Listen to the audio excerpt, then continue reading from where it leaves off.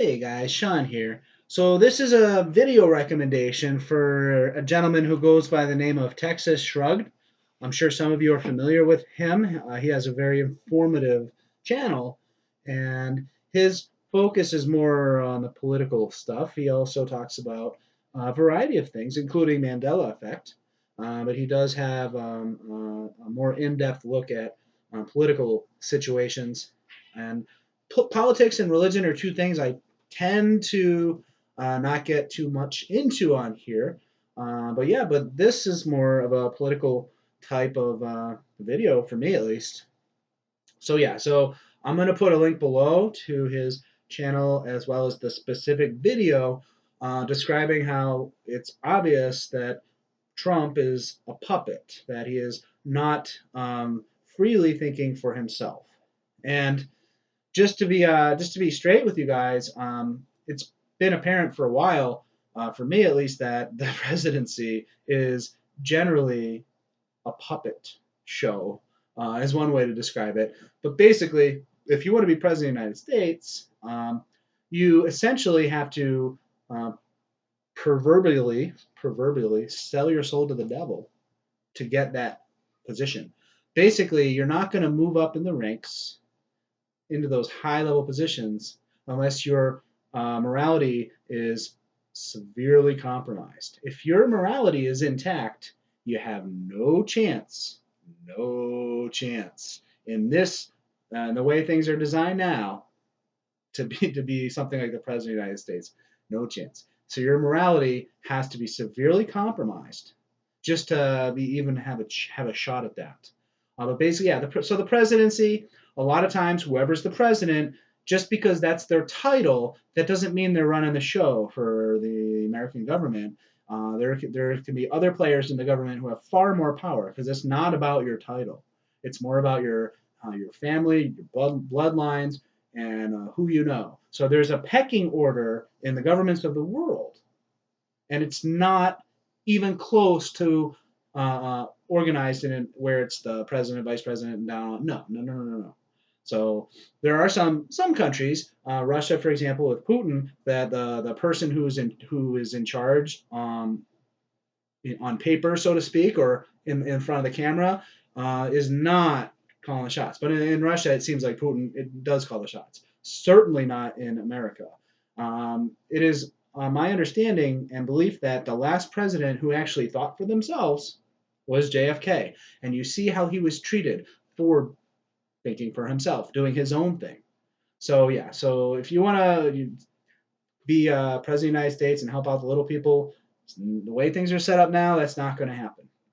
In the future, it'll be much different, but not now. Yeah, so the whole Syrian bombing fiasco. Now, there are a lot of you out there, I'm sure, who are like, yeah, the Syrian government tried to do something terrible to its citizens, and we have to intervene. We have to save the innocent people. But no. The news is full of you know what. The news is almost always full of you know what. And when it has to do with some global news story as opposed to like a local news story, if it's a global thing, particularly a negative thing, it's generally a bunch of BS. It's the playbook that they've been using for a long time, and I think you know who I mean by they. So there's one term would be problem, reaction, solution. So the solution is going to be we want to go to war with this country because we want to steal their assets, and we want to knock out a rogue country who's doing their own thing. We want them to be part of our system of control.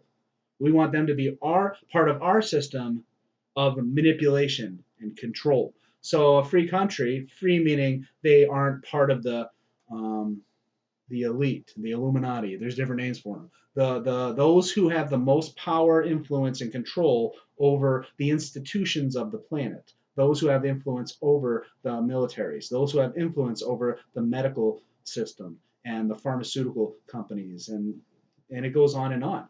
But anyway, so the solution is we want to go to war and take their assets. So we need to create a problem so that we'll get a reaction.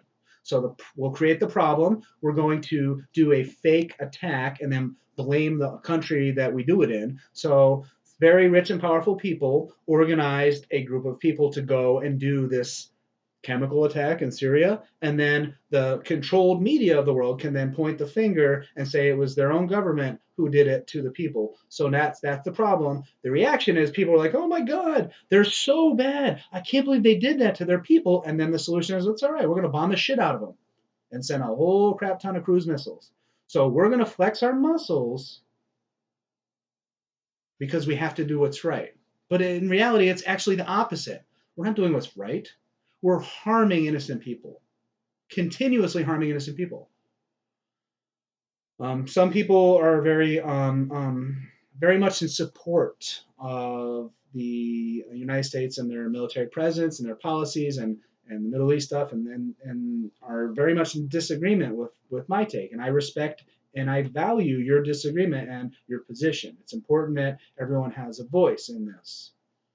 But for those of you who have an understanding similar to what I do, yeah, this is just the latest attempt to bring war and fear and poverty to the planet. Because those in charge want to suppress human potential.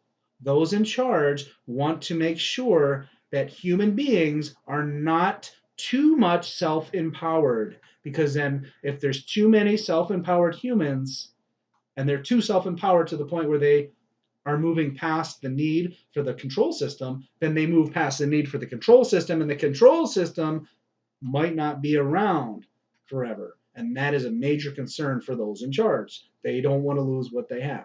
But unfortunately for them, it's too late because every single day, more people wake up to what's going on. Every single day, the world gets a little bit nicer. And yeah, if you watch the news, you might not see the it's getting nicer out there. Anyway, check out Texas Shrugged. He's a really smart guy and he's a very informative guy.